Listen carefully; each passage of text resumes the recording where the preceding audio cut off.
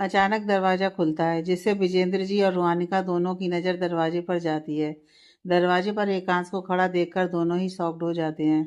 वहीं एकांश रुहानिका की हालत और विजेंद्र जी को रुहानिका के ऊपर देखकर गुस्से में आग बबूला हो जाता है और लंबे लंबे कदम उठाते हुए उनकी तरफ बढ़कर विजेंद्र जी का कॉलर पकड़कर उन्हें लगभग घसीटते हुए नीचे जमीन में धक्का दे देता है और झुककर उनके ऊपर मुक्के की बरसात करने लगता है। वहीं रुहानिका शॉक्ड की वजह से कुछ पल ऐसे ही पड़ी रहती है, पर फिर उठकर एकांश को गुस्से में विजेंद्र जी को मारते देखती है तो सहमकर एक तरफ खड़ी हो जाती है।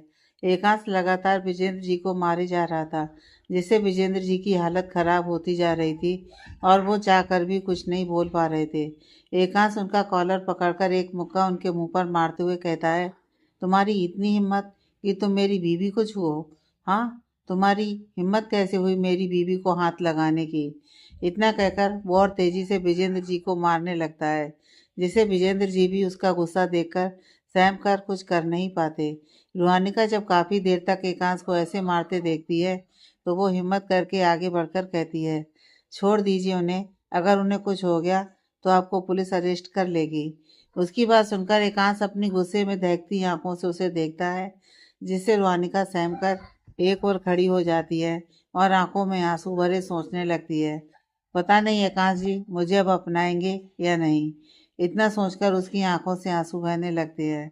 एकांश काफी देर तक विजेंद्र जी को मारता है, जिससे उनकी हालत एकदम अधमरे जैसी हो जाती है।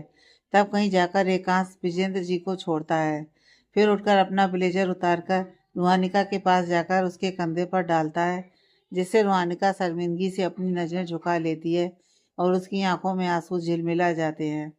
एकांश उसकी चिन हल्के से पकड़कर उसका चेहरा ऊपर करके उसकी आंखों में देखकर कहता है, आपने कुछ गलत नहीं किया है रूह, तो इसमें आपको शर्मिंदा होने की ज़रूरत नहीं है।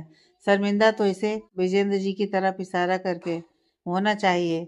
अपनी बेटी के साथ ये सब करते हुए एक बार भी इसका दिल नहीं कांपा, एक बार भी इसकी आत्मा ने इसे धिक्कारा नहीं। फिर रुहानिका की तरफ मुड़कर, चलिए यहाँ से, अब हम यहाँ कभी नहीं आएंगे और इसे तो मैं अच्छा सबक सिखाऊंगा। इसने एकांत सिंह राठौर की बीवी के साथ जबरदस्ती करने की कोशिश की है, इसे तो मैं जेल की सलाखों के पीछे पहुंचाकर ही दम लूंगा। इतना कहकर वो रुहानिका का हाथ पकड़कर घर से बाहर निकल जाता है। बाहर आकर एकांश अपनी कार अनलॉक करके रुहानिका के लिए पैसेंजर सीट का दरवाजा खोलता है तो रुहानिका सुबकते हुए बैठती है, जिससे एकांश दरवाजा बंद करके ड्राइविंग सीट की तरफ जाता है और दरवाजा खोलकर अंदर बैठता है। अंदर बैठकर एकांश बिना कुछ बोले रुहानिका की सीट बेल्ट लगाता है, फिर अपनी सीट बेल्ट भी लगाकर खामोशी से कार स्टार्ट करके दूसरी तरफ मुड़कर ड्राइव करने लगता है। तो रुहानिका रास्ता देखती है, जो कि राठौर मेंशन जाने का नहीं था, पर फिर भी वो खामोशी से सुबकती रहती है। काफ़ी देर तक जब रुहानिका रोना बंद नहीं करती तो एकांश खामोशी से एक साइड कार रोकता है और उसे रुमाल देता है, फिर एक पानी की बोतल देता है। रुहानिका उसे इतना खामोश देखकर सोचती है, शायद ये मुझे छोड़ ही देंगे। I am really very sorry Ekansh ji, I know मुझे आपको यह सब शादी से पहले बता देना चाहिए था, पर मेरी हिम्मत ही नहीं हुई, और अब मैं बताऊंगी भी तो आप मेरा विश्वास नहीं करेंगे। इतना सोचकर उसकी आंखों से आंसू का एक कतरा फिर से बह जाता है, जिसे वो खामोशी से रुमाल से पोंछ लेती है, फिर पानी की बोतल से थोड़ा सा पानी पीकर बोतल साइड में रख देती है, जिससे एकांश दोबारा कार स्टार्ट करके आगे बढ़ा देता है। पूरे रास्ते एकांश खामोश रहता है और रुहानिका को उसकी खामोशी दिल ही दिल में चुभ रही थी, पर वो भी क्या कर सकती थी, इसलिए वो भी खामोश रहती है। करीब 1 घंटे बाद एकांश कार रोकता है तो रुहानिका सामने देखती है। सामने एक बहुत खूबसूरत सा घर था।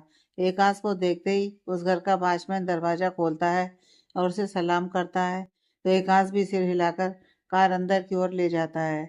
अंदर आकर एकांश कार से नीचे उतरता है और रुहानिका के साइड जाकर उसके साइड का दरवाजा खोलकर उसे उतरने का इशारा करता है, तो रुहानिका बिना कुछ बोले उतरती है। तो एकांश उसका हाथ थामकर अंदर की ओर बढ़ जाता है। अंदर आकर एकांश उसे हॉल में बैठाता है और खुद उसके कुछ दूरी बनाकर बैठता है, तो रुहानिका का दिल किसी अनहोनी की आशंका से घबराने लगता है। उसे लगता है अब एकांश उसे डाइवोर्स के लिए कहेगा, यह सोचकर ही वो कांप उठती है। वहीं एकांश एक गहरी सांस लेकर खुद के गुस्से को शांत करता है, फिर रुहानिका की तरफ मुड़कर उसका हाथ थामकर कहता है, क्या अब भी आप अपना पास्ट मुझे नहीं बताएंगी? उसकी बात सुनकर रुहानिका हैरानी से भरी आंखों से उसे देखती है तो एकांश कहता है, बोलिए। रुहानिका सिर हिलाकर जल्दी से कहती है, मैं बताऊंगी, पर आप पहले एक प्रॉमिस करेंगे। एकांश उसके हाथ पर अपनी पकड़ मजबूत करते हुए कहता है, बोलिए, क्या प्रॉमिस है? रुहानिका उसकी आंखों में देखकर बेचैनी से कहती है, आप मुझे छोड़ तो नहीं देंगे ना? एकांश उसका हाथ छोड़कर उसका चेहरा अपने हाथों में भरकर कहता है, मैंने पहले भी आपसे कहा था और अब भी कह रहा हूँ, चाहे जो भी पास्ट हो आपका, पर मैं आपको कभी नहीं छोड़ूंगा, क्योंकि वो आपका पास्ट था। I promise. उसकी बात सुनकर रुहानिका को थोड़ी तसल्ली मिलती है तो वो हल्का सा मुस्कुराकर कुछ याद करते हुए कहती है, मेरे पापा और मेरी मम्मा की अरेंज मैरिज हुई थी, पर उन दोनों में बहुत प्यार था। उन्हें प्यार शादी के बाद हुआ था। पापा सिर्फ हफ्ते में 2 दिन घर पर रहते थे, सैटरडे और संडे। बाकी दिन वो आपके यहाँ काम करते थे तो उन्हें यहाँ रहना पड़ता था, और मेरी मम्मा पूरी फैमिली के साथ गांव में रहती थी। सब कुछ बहुत अच्छा चल रहा था। तभी कुछ समय बाद उन्हें मेरे आने की खबर हुई। पापा इस खबर से बहुत खुश थे। उनके पैर तो जमीन पर ही नहीं टिक रहे थे। उन्होंने तो मम्मा को अपने साथ शहर में शिफ्ट होने को कहा, पर दादी ने मना कर दिया, ये कहकर कि पापा के ऑफिस जाने के बाद मम्मा का ख्याल कौन रखेगा। उनकी बात से पापा भी सहमत हुए, इसलिए सब कुछ पहले जैसा चलने लगा। पर मेरी दादी को जानना था कि मम्मा को लड़की होने वाली है या लड़का। ये बोलते वक्त उसकी आंखों में आंसू आ जाते हैं तो एकांश उसके हाथ पर अपनी पकड़ कसते हुए उसे आगे बोलने का इशारा करता है, जिससे वो आगे कहती है, इसलिए एक दिन दादी मम्मा को अपने साथ हॉस्पिटल ले गईं और उनका सेक्स डिटर्मिनेशन करवाया, जिससे उन्हें पता चला कि मम्मा को लड़की होने वाली है। ये जानते ही दादी ने डॉक्टर को बेबी अबॉर्ट करने को कहा, पर मम्मा को पता चल गया कि दादी क्या करने वाली हैं, इसलिए वो हॉस्पिटल से भागकर घर आ गईं। घर पर सिर्फ चाचा जी थे। उस वक्त मम्मा ने उन्हें सब कुछ बताया तो चाचा जी ने जल्दी से लैंडलाइन से पापा को फ़ोन लगाया और उन्हें सब कुछ बताया। पापा अपना सारा काम छोड़कर गांव आ गए। तब तक मम्मा ने खुद को कमरे में बंद कर रखा था और चाचा जी ने भी मम्मा को बचाने के लिए दादी को संभाल रखा था। जब पापा आए तो मम्मा ने उन्हें सब कुछ बताया, जिससे पापा ने मम्मा को अपने साथ चलने को कहा, पर दादी ने उन्हें रोक लिया और कहा कि उन्हें अपनी गलती पर पछतावा है, अब वो ऐसा कुछ नहीं करेंगी। उन्होंने काफ़ी ज़्यादा आश्वासन दिया पापा को। तब कहीं जाकर पापा उनकी बात मानकर वापस अपने काम पर चले गए। पापा के जाते ही दादी ने मम्मा को टॉर्चर करना शुरू कर दिया। दादी हर वक्त मम्मा से घर का सारा काम करवाती। कई बार तो जानबूझकर साफ कपड़े गंदे करके उन्हें देती धोने के लिए, और दोपहर में सारा खाना कभी गाय को खिला देती तो कभी किसी और को, पर मम्मा के लिए सिर्फ एक रोटी और थोड़ी सी सब्जी बचाकर रख देती। दादी की इन सब हरकतों की वजह से मम्मा की हालत खराब होने लगी थी। वो कहीं से प्रेग्नेंट लगती ही नहीं थी। जब भी पापा घर आते, दादी उनके सामने मम्मा से काफ़ी अच्छी तरह से बर्ताव करती, जिससे पापा को लगता सब ठीक है। हालांकि उन्होंने काफ़ी बार मम्मा से पूछने की भी कोशिश की, सब ठीक है या नहीं, पर मम्मा दादी और पापा के बीच में लड़ाई नहीं चाहती थी, इसलिए उन्होंने कभी अपनी तकलीफ़ें पापा को नहीं बताईं, और यही उनकी सबसे बड़ी गलती थी। चाचा जी उस वक्त कॉलेज जाते थे तो वो ज़्यादा घर पर नहीं रहते थे, जिससे उन्हें दादी की हरकतों का कुछ नहीं पता था। ऐसे ही एक दिन मम्मा कपड़े धोकर ऊपर छत पर डालने जा रही थी, तभी सीढ़ियों पर पानी पड़े होने की वजह से उनका पैर स्लिप हुआ और वो नीचे गिर गईं। दादी उस वक्त पड़ोस में गई थी और चाचा जी कॉलेज गए थे। काफ़ी देर के बाद जब दादी वापस आईं तो उन्होंने मम्मा को खून से लथपथ देखा। फिर पड़ोसी की मदद से उन्हें हॉस्पिटल पहुंचाया। हॉस्पिटल पहुंचने तक मम्मा ने हार नहीं मानी। इतना कहते ही उसकी आंखों से आंसू बहने लगते हैं और वो सिसकते हुए कहती है, फिर पापा आए। उन्हें चाचा जी ने फ़ोन करके बताया था। डॉक्टर ने साफ कह दिया, मम्मा और मुझ में से कोई एक ही बच सकता है। यह जानकर पापा पूरी तरह से टूट चुके थे। उन्हें कुछ समझ में नहीं आ रहा था कि वो किसे बचाएं, पर फिर उन्होंने वही फैसला लिया जो शायद उनकी जगह मैं होती तो मैं भी लेती। उन्होंने कहा मम्मा को बचाया जाए, पर शायद किस्मत को कुछ और ही मंजूर था। कुछ देर बाद डॉक्टर आए और उन्होंने कहा कि मम्मा को वो नहीं बचा पाए, पर मुझे बचा लिया। फिर उन्होंने मुझे पापा की गोद में दिया। उस वक्त पापा को समझ नहीं आया कि वो खुश हों या दुखी। मम्मा के पार्थिव शरीर को हॉस्पिटल से घर लाया गया और पापा ने उनका अंतिम संस्कार किया। इन समय पापा ने मुझे एक पल के लिए भी खुद से अलग नहीं किया था। सारी विधियां खत्म होने के बाद से पापा मुझे अपने पास रखने लगे। उन्होंने ऑफिस जाना भी छोड़ दिया था। वो पूरा दिन मुझे कमरे में लेकर रहते। ऐसे ही 6 महीने बीत गए। ये सब देखते हुए दादी ने एक दिन पापा से कहा कि अगर वो ऐसे ही घर पर रहेंगे तो घर कैसे चलेगा, क्योंकि उस वक्त चाचा जी कॉलेज में थे और बड़े पापा तो शुरू में ही शादी के बाद अलग हो चुके थे, तो उनसे कोई मतलब नहीं था। इसलिए पापा ने भी उनकी बात समझते हुए ऑफिस वापस जाने का सोचा, पर मुझे भी अपने साथ ले जाना चाहते थे वो। लेकिन दादी को यह मंजूर नहीं था, इसलिए उन्होंने पापा को समझाकर मुझे वहीं रोक लिया, तो पापा वहाँ से चले गए। पापा के जाने के बाद दादी ने मुझ पर थोड़ा भी रहम नहीं किया। मैं काफ़ी देर तक भूखी रहती और रोती रहती, पर दादी हमेशा मुझे नज़रअंदाज करके पड़ोस में जाकर बातें करती या फिर टीवी देखती। बस एक चाचा जी ही थे जिन्होंने मुझे संभाला। बचपन से ही दादी मुझे हर वक्त ताने देती। पहले तो मुझे कुछ समझ में नहीं आता था, पर जब मैं धीरे धीरे बड़ी होने लगी तो मुझे उनकी हर बात समझ आने लगी। उनके ताने सुनकर मैं अक्सर छत पर जाकर रोती और देर तक आसमान में चमकते सितारों को देखते हुए बातें करती, क्योंकि पापा ने मुझे बताया था कि मम्मा एक स्टार बन चुकी हैं। जब मैं थोड़ी बड़ी हुई और 5 साल की हुई, तब दादी मुझसे घर का सारा काम करवाने लगी। वो हर वक्त मुझसे सारा काम करवाती और खाने में सिर्फ एक रोटी नमक और प्याज के साथ देती। जब शाम को चाचा जी आते तो उनके सामने दादी रात को मुझे सही से खाना देती और उनके सामने वो मुझसे कोई काम भी नहीं करवाती थी। एक दिन पापा ने मुझे सरप्राइज देने का सोचा और वो बिना किसी को कुछ बताए घर आ गए, तो उन्होंने मुझे किचन में बर्तन धोते देखा। उस दिन पापा की आंखों में मैंने पहली बार आंसू देखे थे। वो उस वक्त अपने आप को कोस रहे थे, जबकि इन सब में उनकी कोई गलती नहीं थी। उस दिन पापा ने मुझे अपनी गोद में उठाया और मेरा सारा सामान पैक करके मुझे अपने साथ ले गए, हमेशा के लिए उस जगह से दूर, दादी के साथ सारे रिश्ते तोड़कर। मैं बहुत खुश थी यह सोचकर कि अब मेरी ज़िंदगी अच्छे से गुजरेगी, पर मैं गलत थी। पापा हर वक्त मुझे मम्मा के बारे में बताया करते थे। हम दोनों भले ही अकेले थे, पर हमने एक दूसरे को पूरा ख्याल रखा था। हम एक दूसरे की ताकत थे। पापा हमेशा मुझसे एक फ्रेंड की तरह बात करते।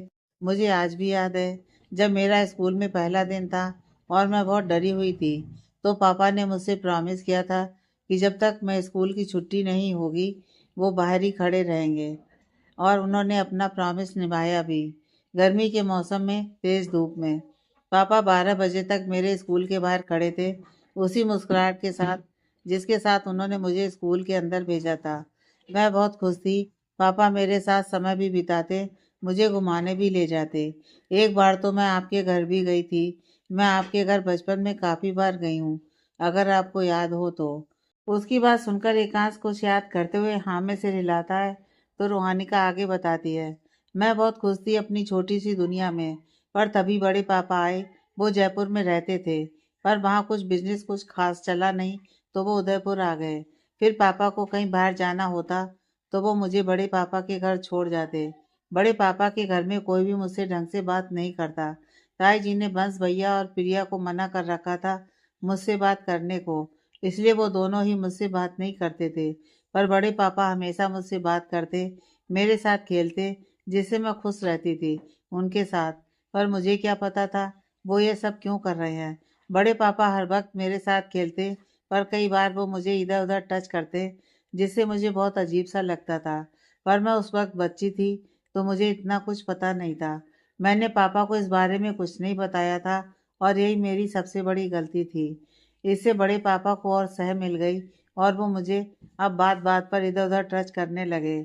उनके छूने पर मुझे काफ़ी अनकंफर्टेबल महसूस होता था, इसलिए मैंने उनके घर जाना बंद कर दिया और मैं ज़्यादातर पापा के साथ ही बाहर जाने लगी। पर एक दिन पापा को किसी अर्जेंट काम से दिल्ली जाना था और मेरे 12th के एग्ज़ाम थे। उस वक्त तो पापा ने मुझे बड़े पापा के घर छोड़ दिया। मैं भी उस वक्त बेबस थी, इसलिए कुछ कह नहीं पाई, क्योंकि मेरे एग्ज़ाम भी ज़रूरी थे और पापा को आने में 3 दिन लगने वाले थे। मेरा एग्ज़ाम तीसरे दिन था, इसलिए मैं आराम से जाकर प्रिया के कमरे में बैठकर पढ़ रही थी, अपने आने वाले भविष्य से अनजान। उस रात को मैं चाह कर भी नहीं भूल सकती, इतना कहते ही उसकी आंखों के सामने उस रात का मंजर घूम जाता है, जिससे वो बेतहाशा रो पड़ती है। रुहानिका का तीर सुनकर एकांश की आंखों में नमी आ जाती है, पर वो खुद को संभाल कर रुहानिका का हाथ पकड़कर कहता है, आप आगे बताने के लिए रेडी हैं या आपको कुछ वक्त चाहिए रूह? इट्स ओके, अगर आपको वक्त चाहिए तो जब भी आप रेडी हो तब आप बता देना। हाँ। उसकी बात सुनकर रुहानिका भरी आंखों से उसे देखती है, फिर कहती है, नहीं, मैं आज ही सब बता देना चाहती हूँ। अब और इसे अपने दिल में नहीं रख सकती। पहले ही बहुत गुड़ चुकी हूँ, अब और नहीं गुड़ सकती। एकांश उसकी बातें सुनकर उसकी आंखों की नमी साफ करके कहता है, आप आराम से बताइए, मैं सुनूंगा। एंड आई प्रॉमिस, मैं आपको जज नहीं करूंगा, क्योंकि मुझे पता है मेरी रूह कभी कुछ गलत नहीं कर सकती। उसकी बातें सुनकर रुहानिका को थोड़ी हिम्मत मिलती है और वो आगे बताना शुरू करती है। उस दिन फ्लैशबैक। रूहानिका प्रिया के कमरे में बैठी पढ़ाई कर रही थी और प्रिया भी पढ़ रही थी। तभी वहाँ सुनीता जी आती हैं और रूहानिका को देखकर मुंह बनाकर प्रिया से कहती हैं, प्रिया चलो तैयार हो जाओ, हम आज मम्मा के घर जा रहे हैं। प्रिया उनकी बात सुनकर हैरानी से कहती है, पर माँ, हम आज क्यों जा रहे हैं? आप तो कह रही थी हम अगले संडे जाएंगे। सुनीता जी सख्ती से कहती हैं, कहा ना, जाओ जाकर तैयार हो जाओ, कोई बहस नहीं करनी मुझे, और मेरा जब मन होगा तब मैं जाऊंगी, समझी? जाओ तैयार हो जाकर और नीचे मिलो। इतना कहकर सुनीता जी वहां से चली जाती हैं। प्रिया मन मारकर तैयार होने चली जाती है। वहीं रोहानिका का दिल किसी अनहोनी की आशंका से घबराने लगता है। वो कुछ सोचकर नीचे जाती है, जहाँ सुनीता जी तैयार होकर बैठी प्रिया के आने का इंतजार कर रही थी। सुनीता जी के पास जाकर रोहानिका कहती है, ताई जी, आप लोग अभी क्यों जा रहे हो? जब मैं अपने घर चली जाऊंगी तब चले जाना। सुनीता जी उसकी बात सुनकर गुस्से में कहती हैं, सच्चाई तो यह है कि हम तुम्हारी वजह से जा रहे हैं। मुझे तुम्हारी ये मनहूस शक्ल बिल्कुल पसंद नहीं है, इसलिए तुम्हारी यह शक्ल न देखने के लिए मैं जा रही हूँ। और चूंकि तुम्हारे मनहूस साय की वजह से पहले ही तुम्हारी माँ पिस चुकी थी और तुम्हारा बाप पिस रहा है, अब मैं नहीं चाहती कि मेरे बच्चे भी तुम्हारे साय में आकर कुछ गलत करें, इसलिए उन्हें भी अपने साथ ले जा रही हूँ। उनकी बातें सुनकर रुहानिका की आंखों में आंसू आ जाते हैं और वो झट से भागते हुए वापस प्रिया के कमरे में चली जाती है। प्रिया के कमरे में आकर रुहानिका खिड़की के पास खड़े होकर रोने लगती है। तभी प्रिया तैयार होकर आती है और रुहानिका को रोते देखकर उसके पास जाने लगती है, पर तभी सुनीता जी उसे आवाज़ देती हैं, तो वो बिना कुछ बोले वहाँ से चली जाती है। कुछ देर बाद सुनीता जी बंस और प्रिया को लेकर अपने भाई के घर चली जाती हैं। वहीं रुहानिका उन्हें कार में बैठकर जाते हुए खिड़की से देखती है, फिर डरते हुए जल्दी से दरवाज़ा बंद करके पढ़ने बैठ जाती है। करीब शाम के 7 बजे कोई प्रिया के कमरे का दरवाज़ा खटखटाता है, तो रुहानिका डरकर कांपने लगती है, पर फिर खुद को संभालकर धीरे से कहती है, कौन है? विजेंद्र जी बाहर से कहते हैं, रूही, मैं हूँ, आओ बाहर आकर कुछ खा लो, दोपहर से तुम कमरे में ही हो। उनकी बात सुनकर रुहानिका कहती है, मुझे अभी मन नहीं है बड़े पापा, मैं बाद में खा लूँगी, जब मेरा मन होगा। विजेंद्र जी बाहर से कहते हैं, ठीक है, फिर तुम्हें जब मन हो आकर खा लेना, मैं किचन में तुम्हारा खाना और कुछ स्नैक्स रख देता हूँ। और सुनो, मैं अब सोने जा रहा हूँ, क्योंकि कल मेरी छुट्टी है और सुबह जल्दी उठने के कारण मेरी नींद पूरी नहीं हुई है, तो अब मैं खाना नहीं खाऊंगा। ओके? उनकी बात सुनकर रुहानिका एक चैन की सांस लेकर कहती है, ओके। विजेंद्र जी वहाँ से चले जाते हैं। उनके जाने के बाद रुहानिका खुद से कहती है, एक बार बड़े पापा सो जाएं, फिर मैं भी जाकर कुछ खा लूँगी। सुबह से कुछ ना खाने के कारण भूख भी लग रही है। काफ़ी देर बाद करीब 9 बजे रुहानिका खुद से कहती है, अब तक तो बड़े पापा सो गए होंगे, अब मुझे कुछ खा लेना चाहिए। इतना कहकर वो उठकर धीरे से कमरे का दरवाज़ा खोलती है, फिर इधर उधर झाँक कर बाहर देखती है, तो विजेंद्र जी को आसपास ना देखकर वो एक गहरी सांस छोड़कर नीचे चली जाती है। नीचे आकर रुहानिका किचन में जाकर अपने लिए एक प्लेट में खाना निकालती है और प्रिया के कमरे में आकर जल्दी से दरवाज़ा बंद कर देती है।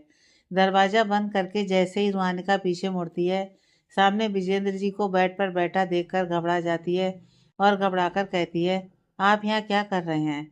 विजेंद्र जी मुस्कुराकर कहते हैं, काफ़ी समय हो गया रूही, अब तो तुम मेरे घर आती ही नहीं, ना ही मेरे साथ समय बिताती हो।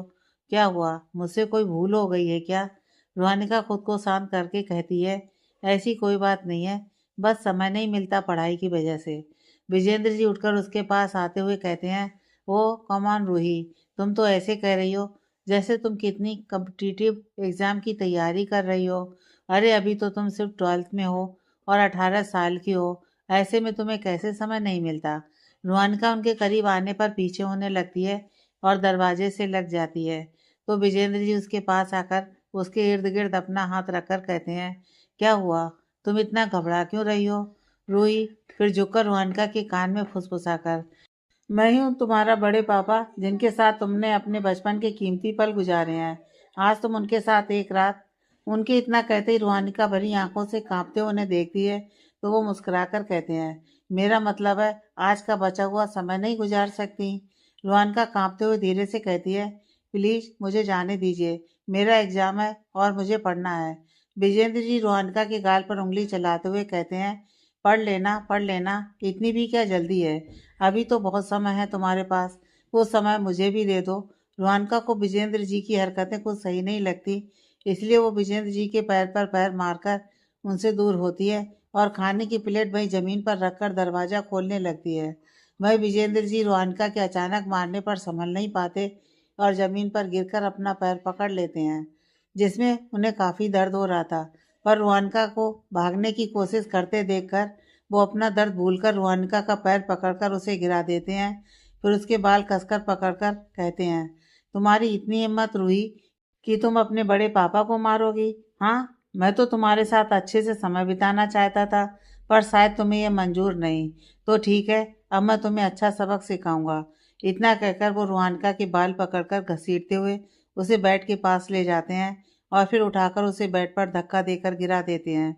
रुहानिका को उनके ऐसे करने पर दर्द होता है, साथ ही डर भी लगने लगता है, इसलिए वो बेड पर पीछे खिसकने लगती है।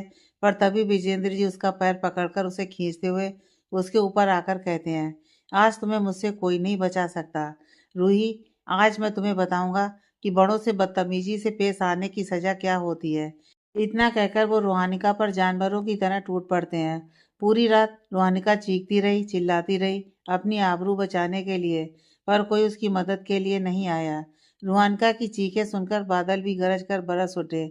उस रात रुहानिका की इज्जत का ही नहीं, बल्कि उसकी आत्मा, उसका दिल, उसका मन, सबका बलात्कार हुआ था।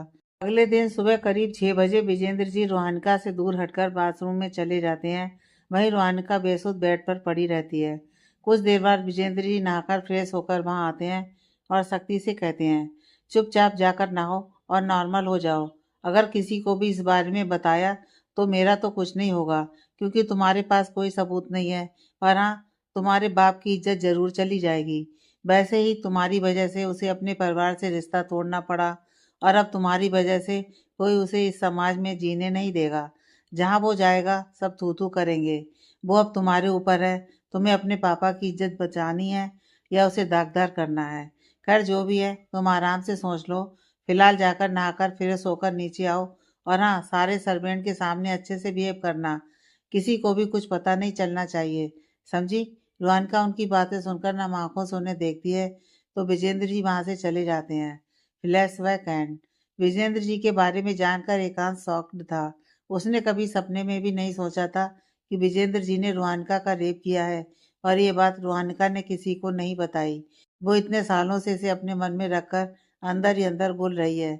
ये सब जानकर एकांश की आंखों से आंसू बह जाते हैं और वो रुहानिका को देखता है, जिसकी आंखों से लगातार आंसू बह रहे थे, उस दिन को याद करके। एकांश आगे बढ़कर रुहानिका को अपने सीने से लगा लेता है तो रुहानिका उसकी बाहों में टूटकर रोने लगती है। एकांश भी अपने आंसू संभालते हुए रुहानिका के बाल सहलाने लगता है। काफी देर तक रुहानिका उसकी बाहों में ऐसे ही रोती रहती है तो एकांश वैसे ही उसका सिर सहलाते हुए कहता है, चुप, शांत हो जाइए रूह, उस दिन को और याद मत करिए। मुझे अब और कुछ नहीं जानना है। मैं आपके जख्म कुरेदना नहीं चाहता हूँ। रुहानिका उसकी बातें सुनकर उससे अलग होकर कहती है, आप मेरे जख्म नहीं कुरेद रहे हैं, बल्कि इतने सालों से जो राज मैंने अपने दिल में छिपा कर रखा था उसे जान रहे हैं। पता है, उस दिन के बाद से मुझे कभी रात में नींद नहीं आई। फिर मैंने स्लीपिंग पिल्स लेने शुरू कर दिए ताकि पापा को कुछ पता न चले। पापा की इज्जत बचाने के लिए मैंने कभी उन्हें कुछ नहीं बताया। उस दिन के बाद से मुझे सबसे बात करने में डर लगता। यहाँ तक कि मैंने सबसे अपनी दोस्ती तोड़ दी। अगर कोई लड़का कभी कॉलेज में मुझसे बात करता तो मैं कांप जाती थी। मुझे एंजाइटी होने लगी। मैं धीरे धीरे डिप्रेशन में जाने लगी थी। पापा के सामने खुद को नॉर्मल दिखाती, पर उनके जाने के बाद मैं अकेले कमरे में पूरा दिन बैठी रोती रहती। अपने आप को बचाने के लिए मैंने किताबों का सहारा लिया, और वाकई उन्होंने मेरी काफ़ी मदद की। किताबें पढ़ने से मैं डिप्रेशन से बाहर तो आ गई थी, लेकिन वो डर अभी भी मेरे मन में था, और आज भी है। इसलिए जब उस दिन आपने मुझे गले लगाया तो मुझे अनकंफर्टेबल नहीं हुआ, बल्कि उस रात की याद ताज़ा हो गई। उस रात के बाद मैं कभी बड़े पापा के घर नहीं गई। उन 3 दिनों में बड़े पापा मेरे बिल्कुल भी करीब नहीं आए, बल्कि उन्होंने मेरा ध्यान रखा ताकि पापा के आने पर उन्हें शक न हो। वो दिन मेरी ज़िंदगी का सबसे भयानक दिन था। मैं उसे चाह कर भी नहीं भूल पाती। हमेशा सोचती हूँ सब भूल कर आगे बढ़ जाऊँ, पर नहीं हो रहा मुझसे। आप बताइए क्या करूँ मैं? मैं कैसे उसे? इतना कहते हुए उसका गला रुंध जाता है। एकांश, जिसके आंसू एक बार फिर बहने लगे थे, वो खुद को संभाल कर कहता है, रू, आई नो, जो कुछ भी हुआ उसे भूलना आसान नहीं है, और आपको उसे भूलना भी नहीं चाहिए, क्योंकि जो कुछ भी हुआ वो गलत था, और आपको गलत के खिलाफ आवाज़ उठानी चाहिए। भले ही उस वक्त पापा जी की वजह से आपने कुछ नहीं किया, पर रू, अब आपको खामोश नहीं रहना है। अब आपको उस विजेंद्र के खिलाफ आवाज़ उठानी होगी। आप खुद सोचिए, क्या पता आप जैसी न जाने कितनी लड़कियों की ज़िंदगी उन्होंने ख़राब की हो। आपकी आवाज़ उठाने से क्या पता वो भी सामने आए और उन्हें भी इंसाफ मिले। हाँ, ये कहकर वो आस भरी नज़रों से रूहानिका को देखता है। रूहानिका फीकी सी मुस्कुराहट के साथ कहती है, मुझे नहीं चाहिए इंसाफ। मैं नहीं चाहती एकांश जी कि लोग आपके परिवार को कुछ गलत कहें। जानते हैं, जिस लड़की का रेप होता है ना, लोग उसे गलत कहते हैं। लोग कभी ये नहीं कहेंगे कि जिसने रेप किया है वो गलत है, बल्कि लोग कहेंगे जरूर लड़की ने ही उनसे फंसाया होगा, या फिर जरूर लड़की ने छोटे छोटे कपड़े पहने होंगे। अब ऐसे में आदमी की नीयत तो बदलती है ना। जिन लड़कियों का रेप होता है उन्हें इस समाज में जीने नहीं दिया जाता, और अगर ऐसे में कोई परिवार उन्हें अपना ले तो लोग लड़के के बारे में गलत बातें कहते हैं, जैसे कि शायद लड़के में कोई दिक्कत होगी, तभी तो उसने ऐसी लड़की से शादी की। मैं नहीं चाहती एकांश जी कि मेरी वजह से कोई आपको या आपके परिवार को कुछ कहे। आप सबने मुझे एक नई ज़िंदगी दी है, आप सबने मुझे एक परिवार दिया है, इसलिए मैं बिल्कुल भी नहीं चाहती कि मेरी वजह से आपको या आपके परिवार को कुछ भी सफ़र करना पड़े। उसकी बातें सुनकर एकांश एक गहरी सांस छोड़ते हुए उसका हाथ थामकर कहता है, रूह, क्या मेरा परिवार आपका परिवार नहीं है? अब हम एक हैं रूह, हम सब अलग अलग नहीं हैं। तो फिर आप ऐसी बातें क्यों कर रही हैं? रुहानका उसके हाथ पर अपनी पकड़ कसते हुए कहती है, क्या आप मेरी इतनी बात भी नहीं मानेंगे? मैं मानती हूँ हम सब एक हैं, और आपका परिवार मेरा परिवार है। इसीलिए तो कह रही हूँ कि मैं किसी को ठेस नहीं पहुँचाना चाहती। मैं नहीं चाहती कि अगर दादी माँ मंदिर जाएं तो लोग उन्हें मेरी वजह से ताने दें। मैं नहीं चाहती अगर माँ और छोटी माँ कहीं जाएं तो लोग उनके बारे में गलत बोलें। मैं नहीं चाहती कि अगर पापा जी, चाचू रियाज या आप ऑफिस जाएं तो लोग आपके पीठ पीछे 4 बातें कहें। मैं नहीं चाहती कि अगर शिव और छोटी कॉलेज जाएं तो कॉलेज में सब उन्हें बुली करें। मैं नहीं चाहती ये सब, इसलिए कह रही हूँ रहने दीजिए। नहीं चाहिए मुझे कोई इंसाफ। प्लीज एक लास्ट टाइम मेरी बात मान लीजिए। उसकी बात सुनकर एकांश सख्त आवाज में कहता है, ठीक है, फिर आप भले ही इंसाफ नहीं चाहती, पर मैं चाहता हूँ। मैं उस विजेंद्र को छोड़ूंगा नहीं। उसे अपने किए की सजा दिलवाकर ही दम लूंगा मैं। फिर रोहानिका को देखकर, आप चिंता मत कीजिए, इन सब में आपका नाम नहीं आएगा, और ना ही किसी को कुछ पता चलेगा आपके अतीत के बारे में। इस जानवर को तो मैं अलग तरह से बर्बाद करूंगा। उसकी बातें सुनकर रूहानिका एक चैन की सांस लेती है, फिर कुछ सोचकर धीरे से कहती है, आई एम सॉरी। एकांश असमंजस से उसे देखता है तो रूहानिका नम आंखों से उसे देखकर कहती है, आपको एक ऐसी लड़की से शादी करनी पड़ी जिसके साथ इतना कुछ हो चुका है। आई नो, मुझे ये सब शादी से पहले बता देना चाहिए था, पर क्या करूं, मेरी हिम्मत ही नहीं हुई, और फिर उस वक्त पापा की तबीयत में मेरा ध्यान ज़्यादा था, इसलिए मैं नहीं बता पाई। आई नो, आपके लिए मुझ जैसी लड़की को एक्सेप्ट करना बहुत मुश्किल है, और इसके लिए अगर आप मुझे छोड़ना। उसने इतना कहा ही था कि एकांश उसके होठों पर उंगली रखकर सर्द आवाज में कहता है, खबरदार अगर इसके आगे कुछ कहा तो मैं कभी सपने में भी आपको छोड़ने का नहीं सोच सकता रूह, और जो कुछ भी हुआ उसमें आपकी कोई गलती नहीं थी। तो फिर आप ये सब क्यों सोच रही हैं? और रही बात शादी से पहले बताने की, तो अगर आप मुझे शादी से पहले भी ये बात बताती ना, तब भी शादी तो मैं आपसे ही करता। आप कोई कमज़ोर या आम लड़की नहीं है रूप। आप तो बहुत स्ट्रांग और ब्रेव हैं, इसलिए इतना सब होने के बाद भी आप हमेशा दूसरों को खुश करने में लगी रहती हैं। आपकी मुस्कान के पीछे का दर्द आप बखूबी लोगों से छिपा लेती हैं। आप बहुत स्ट्रांग हैं रूप, इसलिए कभी भी खुद को गलत नहीं बोलिएगा। हाँ, उसकी बातें सुनकर रोहानिका उसे नम आंखों से देखने लगती है। आप बहुत स्ट्रांग हैं रूप, इसलिए कभी भी खुद को गलत नहीं बोलिएगा। हाँ, उसकी बातें सुनकर रोहानिका उसे नम आंखों से देखने लगती है। एकांश बात बदलकर कहता है, मुझे बहुत भूख लग रही है एंड आई होप आपको भी लगी होगी। तो आप यहाँ बैठिए, मैं कुछ देखता हूँ किचन में जाकर, फिर बनाकर लाता हूँ। हाँ, उसकी बात सुनकर रोहानिका उसे रोकते हुए कहती है, आप क्यों, मैं देखती हूँ ना जाकर, आप यहाँ बैठिए। एकांश मुस्कुराकर शरारत से कहता है, वैसे मैं इतना बुरा खाना भी नहीं बनाता हूँ जो आप इतना डर रही हैं। उसकी बात सुनकर रोहानिका झेप कर कहती है, ऐसी कोई बात नहीं है, बस मैं। एकांश उसे बीच में टोकते हुए कहता है, अच्छा बाबा ठीक है, ऐसी कोई बात नहीं, आपने बस ऐसे ही बोल दिया। फिलहाल मैं जाकर किचन में देखता हूँ, क्योंकि आज मेरा कुकिंग करने का मूड है, तो प्लीज़ मुझे जाने दीजिए। रोहानिका मुस्कुराकर कहती है, ओके, बट मैं भी आपके साथ चलूंगी। एकांश मुस्कुराकर हामी भरता है, फिर उठकर उसके साथ किचन की ओर चला जाता है। किचन में आकर एकांश सारा सामान देखने लगता है, तो उसे सिर्फ चावल और दाल ही मिलता है। तो एकांश कहता है, सिर्फ चावल और दाल ही है, तो वही बना लूँ। सुबह मैं बाचमन से कहकर कुछ मंगवा लूँगा। रोहानिका हाँ में सिर हिलाती है, तो एकांश चावल धोने लगता है, जिसे रोहानिका उसे रोकते हुए कहती है, रुकिए, मैं ये कर देती हूँ। एकांश उसे आग दिखाकर कहता है, बिल्कुल नहीं, मैंने पहले ही कहा था, आज मेरा कुकिंग करने का मूड है, तो सब मैं ही करूँगा। आप साइड में बैठिए और मुझे देखिए। उसकी बात सुनकर रोहानिका हैरानी से उसे देखती है, तो एकांश अपनी बात संभाल कर कहता है, मेरा मतलब है बैठकर खाना बनते देखिए। रोहानिका उसकी बात सुनकर सिर हिलाकर खामोशी से साइड में खड़ी हो जाती है। तो एकांश चावल धोकर उसे गैस पर चढ़ाता है, फिर दूसरी तरफ दाल चढ़ाता है और प्याज टमाटर हरी मिर्च काटने लगता है। रोहानिका उसे काम करते देखकर प्यार से उसे देखने लगती है। तो एकांश अपने काम पर ध्यान देते हुए कहता है, अच्छा, आपको याद है बचपन में आप हमारे घर आया करती थी? रोहानिका उसकी बात सुनकर होश में आकर कहती है, हाँ याद है, पर ज़्यादा नहीं, क्योंकि उस वक्त मैं बहुत छोटी थी ना। एकांश उसकी बात सुनकर उसे देखकर मायूसी से कहता है, अच्छा वैसे पता है बचपन में आपने मुझसे कभी बात नहीं की? आप सिर्फ रियान शिव और छोटी से ही बातें करती थी, उनके साथ ही खेलती थी। उसकी बात सुनकर रोहानिका अचानक से कहती है, हाँ, क्योंकि वो मेरी उम्र के थे ना तभी। उसकी बात सुनकर एकांश अपनी आंखें छोटी करके कहता है, आपके कहने का मतलब क्या है? मैं बूढ़ा लगता था आपको? रोहानिका उसकी बात पर जल्दी से कहती है, नहीं, मेरा वो मतलब नहीं था। मैं तो बस ये कह रही थी कि आप मुझसे बड़े थे ना, और फिर आप हर वक्त पढ़ाई में बिजी रहते थे, तो मैं कैसे बात करती आपसे।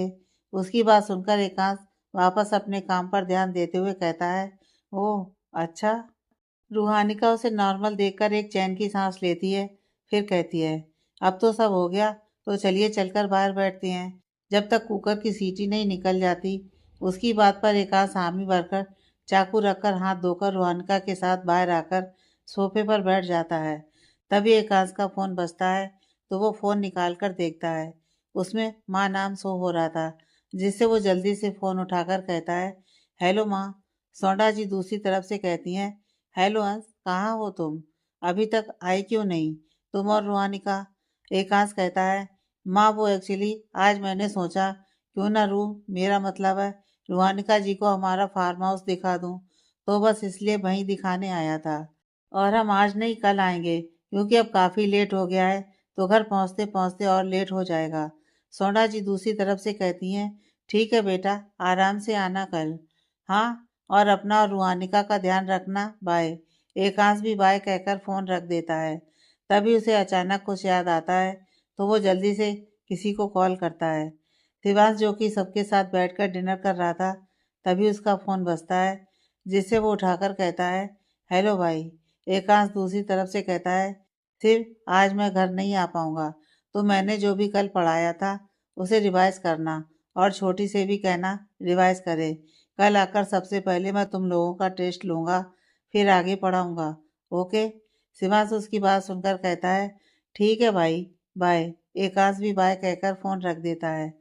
शिवांश के फ़ोन रखते ही पूजा जी कहती हैं, क्या हुआ, एकांश ने तुम्हें फ़ोन क्यों किया था?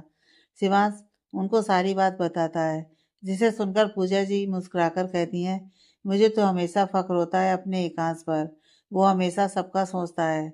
उनकी बात पर सब हामी भरते हैं, पर नित्या मुँह बनाकर कहती है, नहीं, मुझे कोई टेस्ट नहीं देना। रणविजय जी कहते हैं, प्रिंसेस पढ़ाई से कोई समझौता नहीं, और इस बार आपके एग्जाम में अच्छे मार्क्स आने चाहिए। ओके?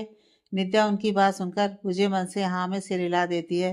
वही रियाज उसके कान में फुसफुसाकर कहता है, अच्छे से प्रिपेयर करना मोटी, भाई बहुत खतरनाक टेस्ट लेते हैं। अब तक तो तुम्हें छोड़ते आए हैं क्योंकि तुम्हें छोटी मान रहे हैं, पर अब वो तुम्हारे साथ भी हमारा वाला सलूक करेंगे, सो बी रेडी। उसकी बात सुनकर नित्या अपना खाना किसी तरह से निकलते हुए डरते हुए उसे देखती है, तो रियांश टेढ़ा मुस्कुराकर धीरे से कहता है, काफ़ी मज़ा आने वाला है कल।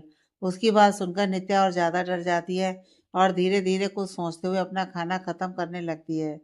दूसरी तरफ शिवांश से बात करके एकांश फ़ोन रखता है, तो रुहानिका उसे देखकर कहती है, आप कितना ख्याल रखते हैं शिव और न्यू का? एकांश मुस्कुराकर उसके पास बैठते हुए कहता है, हाँ, एक्चुअली बचपन से ही मैं उन सबसे ज़्यादा अटैच्ड रहा हूँ। बचपन से ही मैंने उन सबको प्यार किया है। वो सब मेरे दिल के बहुत करीब रहे हैं। उन्हें पढ़ाना, उनके लिए सारे काम करने, खाना बनाना सब मेरा फेवरेट रहा है। अब आप सोच रही होंगी, माँ और छोटी माँ के होने पर मैं ये सब क्यों करता था?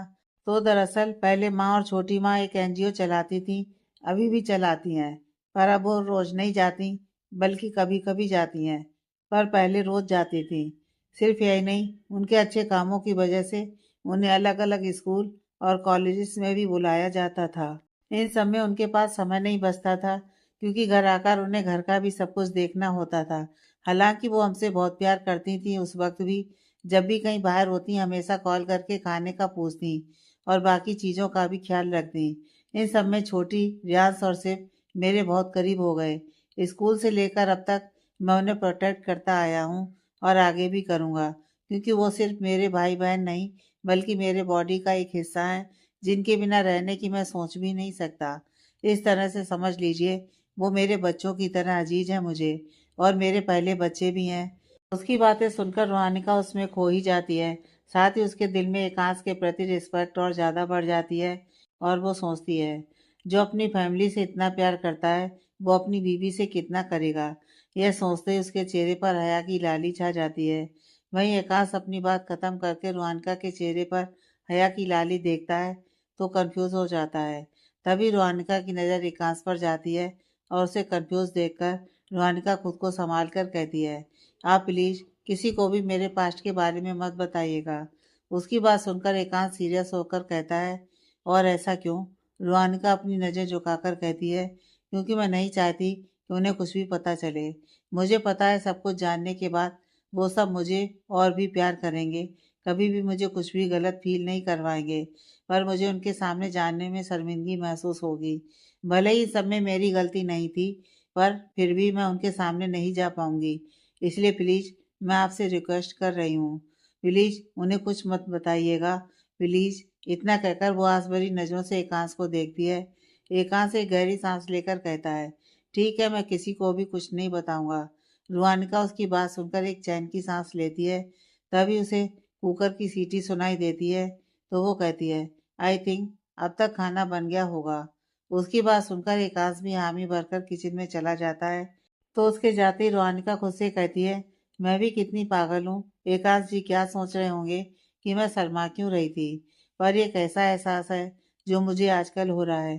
पहले एकांश जी को प्यार से देखना, फिर नन्ही से बात करने पर अजीब सी जलन होना, और अब उनकी बातों में खो जाना। ये सब क्या है? कहीं मुझे उनसे प्यार? नहीं नहीं, मुझे उनसे प्यार नहीं हो सकता, और अगर हो भी रहा है तो मुझे खुद को कंट्रोल करना होगा। वैसे भी मैं उनके लायक नहीं हूँ। वो एक ऐसी लड़की के साथ कैसे अपनी ज़िंदगी बिता सकते हैं जिसका रेप हुआ हो? इतना कहते ही उसकी आंखों में आंसू आ जाते हैं। मुझे उनसे दूर रहना होगा, इसमें ही मेरी और उनकी बेहतरी है। इतना कहकर वो अपने आंसू पोंछकर किचन में चली जाती है। दूसरी तरफ किचन में एकांश दाल को तड़का लगाकर 2 प्लेट्स में खाना निकालकर बाहर ला ही रहा होता है कि रुहानिका वहाँ आकर उसके हाथ से अपनी प्लेट लेकर बिना उसे देखे कहती है, मैं ले जाती हूँ। उसकी बात पर एकांश कुछ कहने को होता है, पर रुहानिका बिना उसकी बात सुने वहाँ से चली जाती है, जो एकांश को अजीब लगता है। पर फिर वो अपना सिर झटक कर उसके पीछे पीछे बाहर आ जाता है। बाहर आकर दोनों डाइनिंग चेयर पर बैठते हैं और अपना खाना खामोशी से ख़त्म करने लगते हैं। एकांश कई बार बीच बीच में खामोशी तोड़ने की कोशिश भी करता है, पर जवाब में रुहानिका सिर्फ हाँ या ना ही कहती है, जिससे एकांश भी खामोश हो जाता है। हालांकि उसे समझ में नहीं आता कि अचानक से रुहानिका को क्या हो गया। खाना खत्म करके दोनों अपनी प्लेट सिंक में रखते हैं और हाथ धोकर किचन से बाहर आते हैं तो एकांश कहता है, मैं आपको कल ये फार्म हाउस दिखाऊंगा। फिलहाल चलिए चलकर सो जाते हैं, क्योंकि मुझे बहुत नींद आ रही है।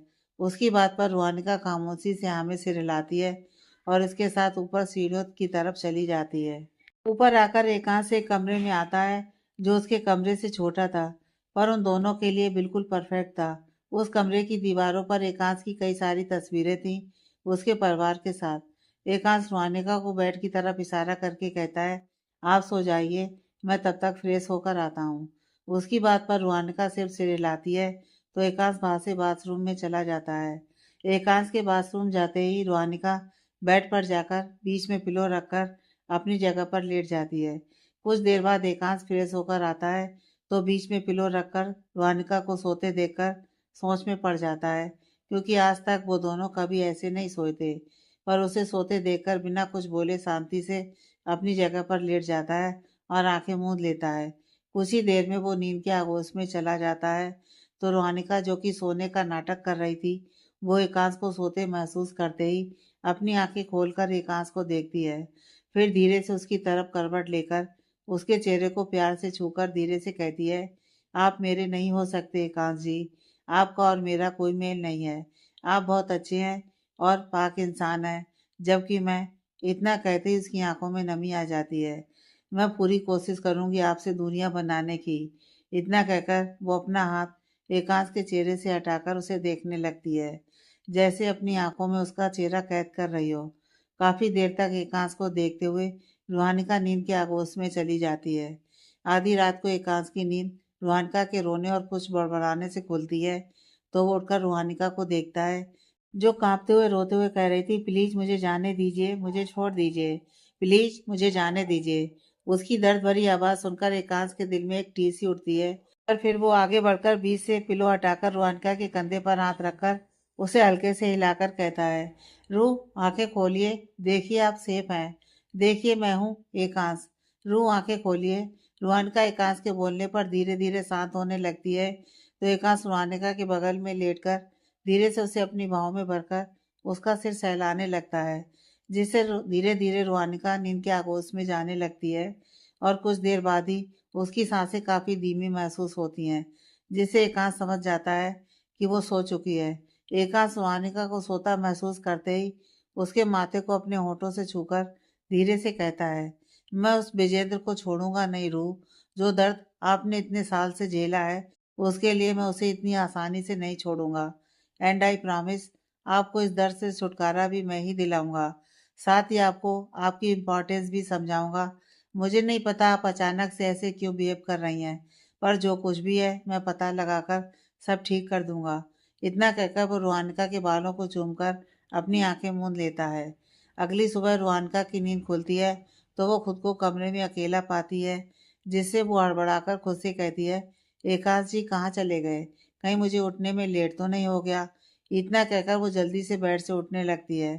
तभी एकांश जूस की ट्रे हाथ में लेकर कमरे में आकर उसे टोकते हुए कहता है, वहीं बैठिए, उठने की कोई ज़रूरत नहीं है। उसकी बात सुनकर रुहानिका खामोशी से वापस बेड पर बैठ जाती है तो एकांश ट्रे बेड की साइड टेबल पर रखते हुए कहता है, आप जाकर फ्रेश होइए, फिर मुझे आपसे कुछ ज़रूरी बातें करनी है। उसकी बात सुनकर रुहानिका बाथरूम चली जाती है। कुछ देर बाद रुहानिका बाथरूम के दरवाजे को हल्का सा खोलकर झाँक कर कहती है, मेरे पास कपड़े नहीं है दूसरे, तो क्या पहनूं? एकांश उसकी बात सुनकर उसे रुकने का कहकर कमरे से बाहर चला जाता है। कुछ देर बाद एकांश अपने हाथ में सूट लेकर आता है और रोहानिका को आवाज़ देते हुए कहता है, मैं यह ड्रेस कमरे में रखकर बाहर जा रहा हूँ, आप आराम से चेंज कर लीजिएगा, फिर चेंज करके मुझे आवाज़ दे दीजिएगा, ओके। इतना कहकर वो वहाँ से चला जाता है। रोहानिका बाथरूम का दरवाज़ा खोलकर एकांश को कमरे में ना देखकर जल्दी से बाहर निकलकर सूट पहनती है, फिर अपने गीले बालों को तौलियों में लपेटकर एकांश को आवाज़ देती है, तो एकांश अंदर आकर बेड पर बैठता है और रुहानिका को भी बैठने को कहता है। रुहानिका भी एकांश से कुछ दूरी बनाकर बेड पर बैठती है, तो एकांश उसे जूस का गिलास देते हुए कहता है, लीजिए, ये पीजिए। रुहानिका नज़र झुकाकर कहती है, आपने कुछ खाया? एकांश उसे देखकर कहता है, नहीं, मैं बाद में कुछ ले लूँगा, आप फिलहाल ये पीजिए। रुहानिका अपना गिलास उसकी तरफ करते हुए कहती है, मेरी इतनी फिक्र मत करिए एकांश जी, मैं आपके लायक नहीं हूँ। आप एक पाक साफ और नेकदिल इंसान हैं और मेरा तो आपके सामने कोई मुकाबला ही नहीं है। मैं आपके सामने कुछ भी नहीं हूँ एकांश जी। मेरे साथ जो कुछ भी हुआ उसके बाद भी मैं चाहती थी कि आप मुझे ना छोड़ें, पर अब मुझे रियलाइज हो रहा है कि मैं सेल्फिश बन रही हूँ। आप अपनी तरह अपने स्टैंडर्ड की किसी लड़की को डिजर्व करते हैं, ना कि मुझे। बहुत सोचने के बाद मैंने यह फैसला लिया है कि अगर आप मुझे छोड़ना चाहते हैं तो छोड़ दीजिए, मैं चली जाऊंगी वापस अपने घर। वैसे भी कौन लड़का किसी ऐसी लड़की के साथ रहना चाहेगा जिसका रेप। उसने इतना कहा ही था कि एकांश उसके होंठ पर अपनी उंगली रखकर हल्के गुस्से में पर सर्द आवाज में कहता है, चुप, खबरदार अगर इसके आगे एक शब्द भी कहा तो। आपने इतना बड़ा फैसला अकेले कैसे ले लिया? आपके मन में यह ख्याल भी कैसे आया कि मैं छोड़ दूंगा? मैं आपको बता बता कर थक चुका हूँ रुहानिका, कि हमारा रिश्ता मेरे लिए कितना अहम है। हमेशा मैं आपको सफाई देता रहता हूँ हमारे रिश्ते की। अब तो मुझे ये लगने लगा है कि जैसे आपको ही ये रिश्ता नहीं चाहिए, इसलिए शुरू से ही आपने कभी अपनी तरफ से कोई एफर्ट दिखाए ही नहीं। शुरू से जब से हमारी शादी की बात हुई है, तब से सिर्फ मैं ही अपनी तरफ से एफर्ट करता आया हूँ। पहले मैंने सोचा शायद पापा जी के कैंसर की बात सुनकर आप इस रिश्ते को एक्सेप्ट नहीं कर पाई। यह सोचकर मैंने आपको वक्त दिया कि आप मेरे साथ कंफर्टेबल हो जाओ। पर फिर शादी के बाद पापा जी के अचानक जाने की वजह से मुझे लगा आपको वक्त देना चाहिए। मैंने तब भी दिया। पूरे 1 महीने तक लगातार आपके लिए मैंने क्या कुछ नहीं किया। सिर्फ किस लिए? क्योंकि मैं चाहता था कि आप आगे बढ़ें, बीती बातों को भूल जाएं। उसके बाद जब आप नॉर्मल हुई, तब भी मैंने आपको वक्त दिया कि आप आराम से पहले मुझे अपना पास्ट बता दें, उसके बाद हम अपना रिश्ता बढ़ाएंगे। पर पास्ट बताने के बाद भी आप अलग ही जोन में हैं। मुझे लगा था इतने समय में कम से कम थोड़ा विश्वास तो आपको मुझ पर हो ही गया होगा। पर नहीं, मैं गलत था। आपको मुझ पर कभी विश्वास हुआ ही नहीं। पता है, सब कहते थे मुझे कि मैं बहुत अच्छा बेटा, बहुत अच्छा पोता और बहुत अच्छा भाई हूँ, पर शायद एक अच्छा पति नहीं बन पाया। I failed as a husband. I failed. इतना कहकर वो उठकर वहां से चला जाता है। वहीं रोहानिका नम आंखों से उसे जाते हुए देखती है। आज उसे वाकई अपनी गलती का एहसास होता है। सही तो कहा था एकांश ने। जब से ये रिश्ता जुड़ा है, एकांश ने ही सिर्फ अपनी तरफ से एफर्ट्स किए हैं। इस समय रोहानिका की तरफ से कभी कोई पहल नहीं दिखी, सिवाय शादी की रात साथ सोने के अलावा। यह सोचकर रोहानिका का दिल गिल्ट से भर जाता है, पर फिर वो ये निर्णय लेती है कि वो गलती उसने की है, वो उसे सुधार कर रहेगी। अब से एकांश को रोहानिका की तरफ से भी एफर्ट्स दिखेंगे। ये रिश्ता अब दोनों के एफर्ट से चलेगा। यह सोचकर रोहानिका अपने आंसू पोंछती है और जूस का गिलास लेकर एकांश को ढूंढने के लिए कमरे से बाहर चली जाती है। दूसरी तरफ एकांश ने रोहानिका को इतना कुछ बोल तो दिया था, पर अब उसे रिग्रेट हो रहा था। वो खुद को कोसते हुए मन ही मन सोचता है, मुझे रूल से ऐसे बात नहीं करनी चाहिए थी, मुझे उन्हें ये सब नहीं कहना चाहिए था। और लेडी, उन्होंने कल मुझे अपना पास्ट बताया, एक बार फिर उस मंजर को जिया। ऐसे में मुझे उन्हें ये सब नहीं कहना चाहिए था। पता नहीं उन्हें कैसा लग रहा होगा। इतना सोचकर वो रेलिंग पर हाथ मारकर अपना सिर पकड़कर बालकनी में पड़े सोफे पर बैठ जाता है। रुहानिका एकांश को ढूंढते हुए बालकनी में आती है, तो उसे सिर पकड़े देखकर जूस का गिलास टेबल पर रखकर धीरे से उसके पीछे खड़े होकर उसका सिर दबाने लगती है। एकांश को जब रुहानिका के हाथों का एहसास अपने सिर पर होता है, तो वो झट से अपनी आंखें खोलकर सिर ऊपर करके उसे देखता है, तो रुहानिका अपने कान पकड़कर मासूमियत से कहती है, आई एम सॉरी। प्लीज़ मुझे माफ़ कर दीजिए। इसके बाद मैं कभी भी आपसे ऐसी बातें नहीं करूँगी और आज के बाद आप मुझे चेंज भी देखेंगे। I promise. बस ये लास्ट टाइम माफ़ कर दीजिए। उसकी बात सुनकर एकांश उसके हाथ नीचे करके कहता है, इट्स ओके, मेरी भी गलती थी। मुझे वो सब आपको नहीं कहना चाहिए था, इसलिए आई एम सॉरी। रुहानिका उसे देखकर हल्का सा मुस्कुराकर कहती है, इट्स ओके, इन सब में आपकी गलती नहीं थी। बस आपने मुझे वो सब कहा जो सच था, और अगर आप वो सब ना कहते तो शायद मेरे मन में अभी भी कुछ गलत फहमियाँ रहती। तो थैंक यू वो सब कहने के लिए। एकांश उसकी बात सुनकर हल्का सा मुस्कुराकर रह जाता है। रुहानिका उसे जूस का गिलास देकर कहती है, चलिए ख़त्म करिए इसे, सिर में दर्द है ना आपके। एकांश वो गिलास उसके होंठों पर लगाकर कहता है, इसकी ज़रूरत मुझसे ज़्यादा आपको है। रुहानिका उसकी बात सुनकर बिना किसी ना नुकर के वो जूस पी लेती है। तो एकांश गिलास साइड में रखकर कहता है, हाँ तो बताइए क्या खाएंगी ब्रेकफास्ट में। रुहानिका कहती है, हम कहीं बाहर ब्रेकफास्ट करते हैं आज। एकांश मुस्कुराकर कहता है, ओके चलिए। इतना कहकर वो अपना हाथ रुहानिका के सामने बढ़ाता है तो रुहानिका पहले तौलिया अपने बालों से हटाकर टेबल पर रखती है, फिर मुस्कुराकर उसके हाथ पर अपना हाथ रखकर उसके साथ आगे बढ़ जाती है।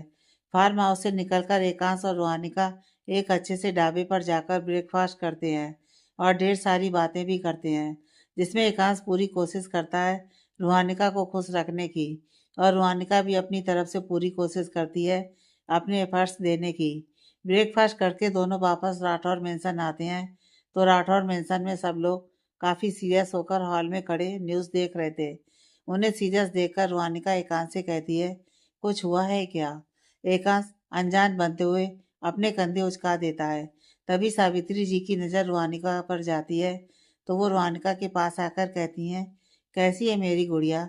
रुहानिका कंफ्यूज होकर कहती है, मैं ठीक हूँ, मुझे क्या होगा, कुछ हुआ है क्या, आप सब इतने सीरियस क्यों हैं। रियाज कहता है, भाभी आपके बड़े पापा को पुलिस ने अरेस्ट कर लिया है और उनके ऊपर काफ़ी सारे चार्जेस भी लगे हैं। उसकी बात सुनकर रुहानिका टीवी के सामने जाकर टीवी देखती है, जिसमें एक रिपोर्टर कह रही थी, उदयपुर के जाने माने businessman Vijendra Kapoor drug smuggling करते हैं, और तो और इन्होंने आज तक 50 लड़कियों से ज़्यादा का रेप भी किया है। सिर्फ यही नहीं, बल्कि ये उन्हें उनकी फ़ोटोज़ और वीडियो के साथ उन्हें ब्लैकमेल भी करते हैं, ताकि वो लड़कियां इनके काले कारनामों के बारे में किसी को बताए ना।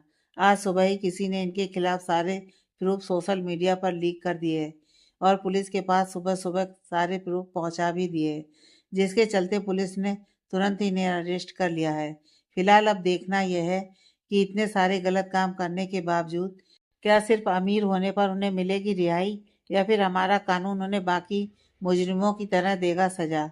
जानने के लिए जुड़े रहिए कल तक के साथ। रिपोर्टर की बातें सुनकर रुहानिका नम आंखों से एकांश को देखती है तो एकांश बिना कुछ रिएक्ट करे खामोशी से उसे देखता रहता है। सोना जी रुहानिका को साइड से गले लगाकर कहती हैं, कोई बात नहीं बेटा, सब ठीक हो जाएगा। पूजा जी भी रुहानिका को दूसरी साइड से गले लगाकर कहती हैं, और क्या, देखो उन्होंने कितना गलत किया।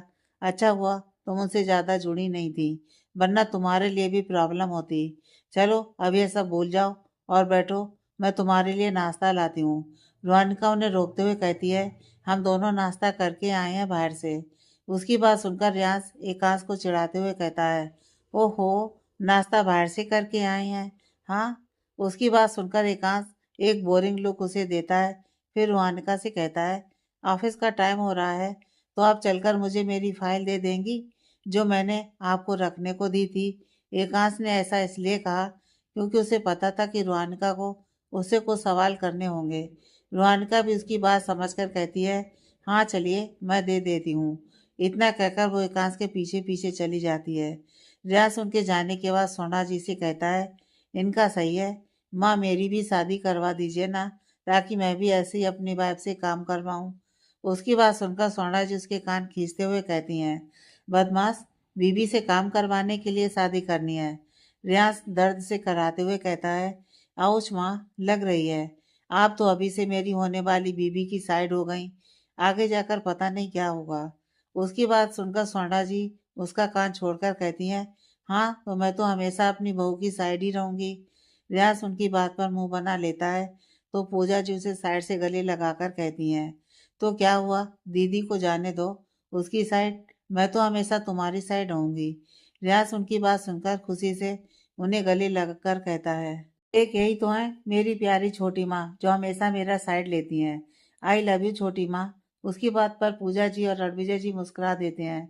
वहीं शिवांश और नित्या सोना जी को गले लगकर खुशी से कहते हैं, एंड बी लव आर बड़ी माँ। उसकी बात सुनकर सोना जी और राजवीर जी भी मुस्कुरा देते हैं। सबको खुश देखकर सावित्री जी हाथ जोड़कर मन ही मन ईश्वर से कहती हैं, बस ऐसे ही हमारे परिवार को जोड़े रखिएगा, कभी इनके बीच कोई मतभेद या अलगाव मत लाइएगा ईश्वर, क्योंकि अगर ये अलग हुए तो हम जी नहीं पाएंगे। इतना सोचकर उनकी आंखों में हल्की नमी आ जाती है। हमेशा खुद को कठोर दिखाने वाली सावित्री जी को शुरू से डर था कि कहीं उनके बेटे अलग ना हो जाएं शादी के बाद। पर सोना जी और पूजा जी ने हमेशा घर को जोड़े रखा। उन दोनों ने कभी भी एक दूसरे के बच्चों में भेदभाव नहीं किया और ना ही कभी एक दूसरे से लड़ाई झगड़ा किया। दोनों में हमेशा बहनों की तरह प्यार रहा। पर अपने पोतों की शादी का सोचकर वो अक्सर चिंता में रहती थी। उन्हें यही लगता कि जो घर सोना जी और पूजा जी ने अब तक जोड़े रखा है, कहीं वो उनके पोते की शादी के बाद टूट ना जाए। पर रोहानिका को देखकर उन्हें एहसास हो गया था कि रोहानिका कभी इस घर को टूटने नहीं देगी। ये सोचकर ही उन्होंने ऋषभ जी को एकांश का रिश्ता भेजा था। अब वो यही चाहती थी कि बाकी बहुएं भी अच्छी आएं, वो भी घर को जोड़कर रखें तो अच्छी बात है, क्योंकि वो अपनी आंखों के सामने इस घर को टूटते नहीं देख सकती थी। सावित्री जी ये सब सोच ही रही थी कि राजवीर जी उन्हें साइड से गले लगकर कहते हैं, और मैं अपनी माँ से बहुत प्यार करता हूँ। उनके ऐसा करने पर रणविजय जी भी जल्दी से सावित्री जी को दूसरी साइड से गले लगाकर कहते हैं, और मैं भी। सावित्री जी उनकी इस हरकत पर मुस्कुराकर दोनों का माथा चूमती हैं। क्या वाकई सब ऐसे ही साथ रहेंगे? क्या रोहानिका विजेंद्र जी को बचाने को कहेगी एकांत से? क्या यह सब एकांश ने ही किया है? जानने के लिए पढ़िए कहानी का नेक्स्ट पार्ट।